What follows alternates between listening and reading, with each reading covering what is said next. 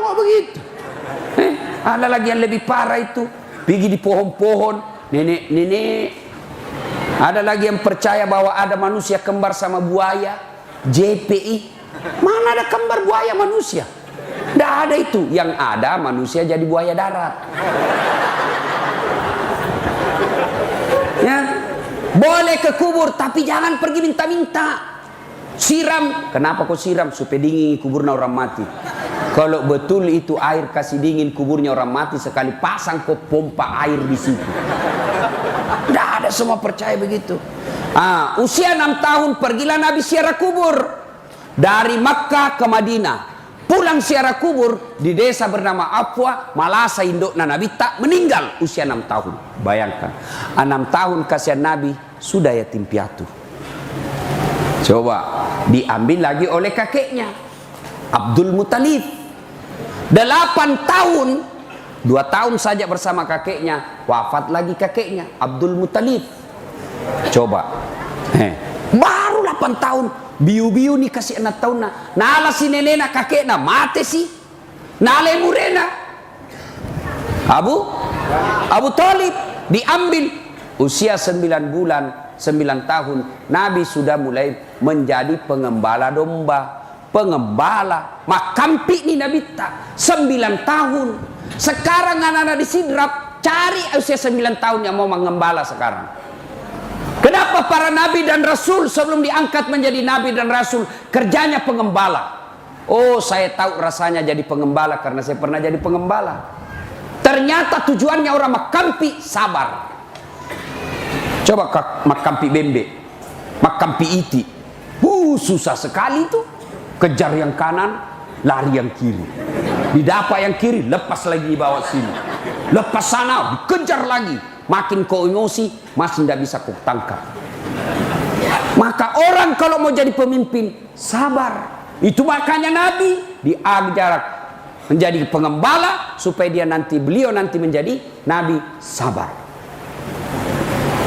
Usia 12 tahun Nabi mulai ikut perang. Bukan perang agama, tapi perang antar suku waktu itu. Tapi beliau tidak pegang pedang, beliau tidak pegang panah, tapi apa? Beliau hanya memegang anak panah dikasih orang dewasa. Usia 16 tahun Nabi mulai pergi berdagang. Dagangnya bukan antar kabupaten, tapi antar negara, ke Syria dan ke Syam. Sampai di Syam, Nabi bersama pamannya Abu Talib dilihat sama pendeta, namanya pendeta Bukhairah. Pendeta Bukhairah ini melihat tanda-tanda kenabian Nabi. Apa tanda-tanda kenabiannya? Di mana beliau berjalan, di situ awan mengikutinya. Nabi ke kanan, awan ke kanan. Nabi ke kiri, awan ke kiri. Nabi maju, awan maju. Pendeta Bukhairah berkata, "Wih, ini tanda-tanda Nabi." Lalu Nabi pendeta Bukhairah panggil sahabatnya, pedagang, "Abu Talib, sini kau dulu." "Siapa namanya ini kemanakanmu?" "Muhammad." "Wih, ini ciri kenabian, namanya Ahmad." Sudah benar. Maka pendeta Bukhairah cari lagi ciri kenabian yang ketiga. Apa? Ada bekas, ada hitam di belakangnya. Orang Bugis bilang baba. Apa bahasa Indonesia baba? Hah? Tompel. Tompel itu di sini. Apa? Apa? Saya kasih hadiah kalau ada tahu. Apa? Hah? Tanda lahir. Bengkok telinga juga tanda lahir. Apa? Bahasa Indonesianya baba, ya baba. Tidak ada bahasa Indonesia. Baba, pokoknya baba. Bapak kalau sudah tahu, orang bilang baba pasti sudah tahu. Nah, ada di sini.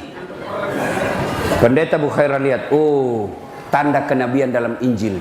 1, dilindungi oleh awan. 2, namanya Muhammad. 3, ada tanda lahir baba di belakangnya.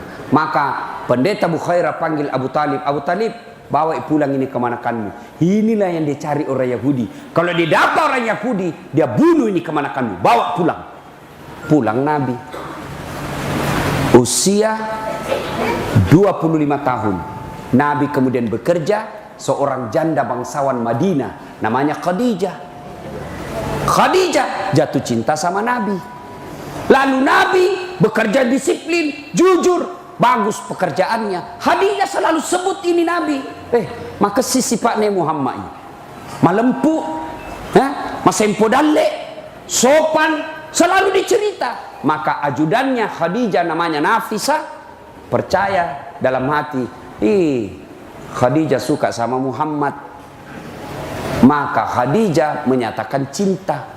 Berarti perempuan boleh melamar laki-laki. Boleh. Daripada kau jual mahal, jual mahal kumulado. Iya, itu Khadijah. Tapi caranya Khadijah tidak vulgar. Nah, Khadijah cinta sama Nabi tidak vulgar, tidak transparan, tidak belak-belakan. Tapi apa? Nataroi siri alena. Pekko carana selalu nasebut di depannya temannya. Akhirnya temannya yakin, oh, Khadijah nasuka pegawainya. Maka Nafisa menjadi tim sukses. Tapi bukan tim sukses pilkada. Kalau tim sukses pilkada, pemborong, kontraktor, cari proyek setelah menang. Ini yang rusak Kabupaten Sidrap. Tim sukses cari proyek. Dia yang sukses disuruh bikin baleho 10, 5 jina bikin hilang 4. Begitu menang dia cari, Pak, apa kek penunjukan langsung kek, habis sudah jual sawah, apa kek kau sikat di situ. Nah, ini yang rusak negara kita. Nafisa bukan tim sukses politik, tapi tim sukses untuk mempertemukan Khadijah dengan Muhammad. Lalu Nafisa berkata, Muhammad, bagaimana menurutmu kalau ada perempuan suka kau? Alhamdulillah. Tapi ini perempuan tua, tidak jadi masalah. Tapi 2 kali janda, tidak jadi masalah. Lebih tua 15 tahun, tidak jadi masalah. Yang jadi masalah, betulkah dia suka saya? Nabi dan Nafisa, tenang aku bos, saya punya urusan. Datanglah Nafisa kepada Khadijah. Bunda, bagaimana kalau ada laki-laki suka kita? Alhamdulillah. Tapi ini anak muda, tidak ada masalah. Masih lebih muda 15 tahun, tidak ada masalah. Pegawaimu, tidak jadi masalah. Yang jadi masalah, betulkah dia suka saya? Nabi bilang, Nafisa, Nabi bilang, tenang bunda, saya punya urusan. Coba kalau Nafisa mau memeras. Dia datang kepada Muhammad. Muhammad, nah suka sekali kau bos. Nah puji lakda kau katangi.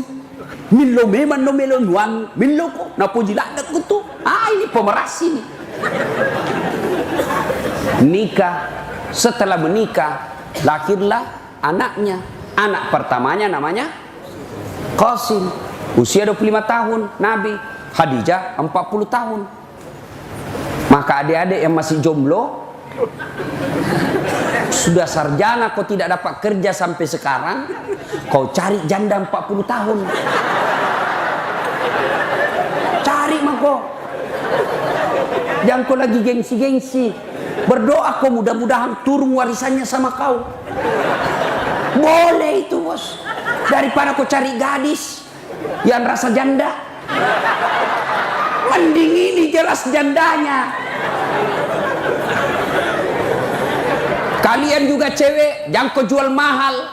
Mon rokok, nala kau magharibi.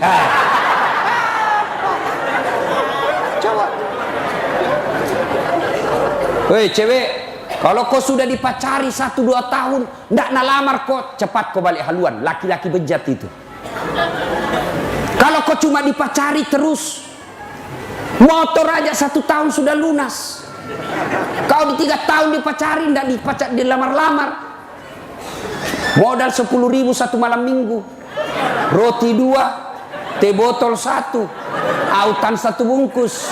Nah bawa kau di lapangan bola.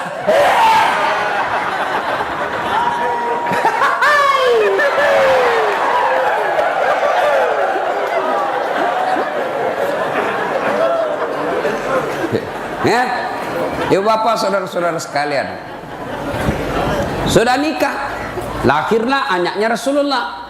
Usia 36 tahun di Madinah terjadi konflik.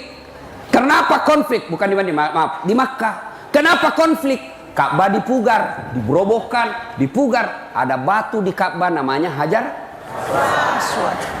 Ini Hajar Aswad mau ditempel kembali di tempat pertama. Bani Hashim, Bani Ad, Bani Umayyah, 4 suku di Makkah bertengkar. Sama tong kira-kira kalau disidrap. Nah bilang orang Bugis, kami lebih berhak. Nah bilang orang Jawa, kami lebih berhak.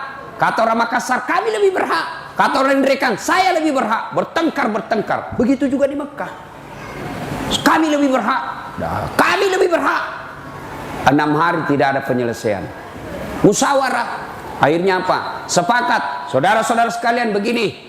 Kita tunggu saja besok. Siapa yang muncul pertama di pagi hari di pintu, maka itu yang kita tunjuk. Bagaimana? Setuju? Setuju. Ditunggulah besok pagi. Mas subhanallah. Siapa manusia yang lewat pertama di pagi hari di pintu? Dialah Al-Amin Muhammad sallallahu alaihi wasallam yang orang Mekah menggelari waktu itu sebagai pemuda Al-Amin, orang yang dipercaya.